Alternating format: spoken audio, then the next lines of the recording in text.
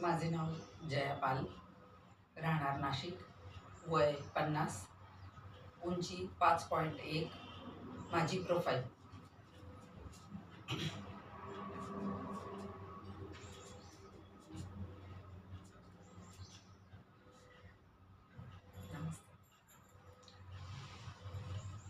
मला येण्यास थोडा तसा उशीरच झाला, पण मी ह्यांच्या मागच्या ट्रिपबद्दल जाणून घेण्यासाठी त्यांच्या कंपनीत गेली होती. तिथे मला फारसे तर काही कळाले नाही, पण हे ज्या ट्रिपला गेले होते त्याच्या दुसऱ्याच दिवशी त्यांच्या कंपनीचा ट्रक रस्त्याच्या किनारी मोकळा दिसला.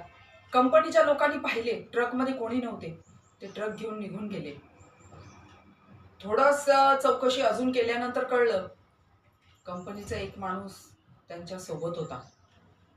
त्याची विचारपूस करत मी त्याच्या घरी गेली आणि तिथे पाहिल्यावर मी हैराण झाली, कारण तो बिलकुल यांच्यासारख्या अवस्थेत होता. कदाचित यांच्यापेक्षा खराब अवस्थेत होता. मी त्याच्या जवळ गेली. तो अर्धमेला अवस्थेत बिछाण्यात पडलेला होता. मी त्याला काही विचारण्याचा प्रयत्न केला, पण त्याने काही उत्तर दिले नाही. मी त्याच्या घरच्यांना विचारलं, हे कधीपासून असं आहे? ते म्हणाले, खूप दवाखाना केला पण काही फरक पडत नाहीये. मला तेव्हाच वाटलं की जरूर ही काहीतरी बाहेरची बाधा आहे. त्यांनी सांगितलं, जेव्हापासून तो त्या रात्री आला आहे तेव्हापासून अशाच अवस्थेत आहे. ना बोलतो, ना काही करतो, ना खातो, ना पितो. बस एकटक छताकडे बघतो आणि गुरगुरत असतो. आणि कधी कधी कशाला पाहून एकदम घाबरतो आणि काही विचारायला जावं, जोर जोरात हसतो आणि परत कणायला लागतो, रडायला लागतो.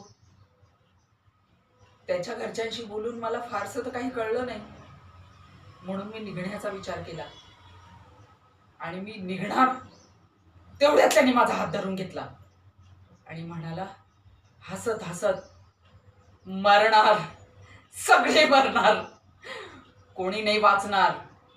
जावयाला वाचवायला आलीस ना, तोही मरणार आहे. मी खूप घाबरली आणि तिथून पळच काढला.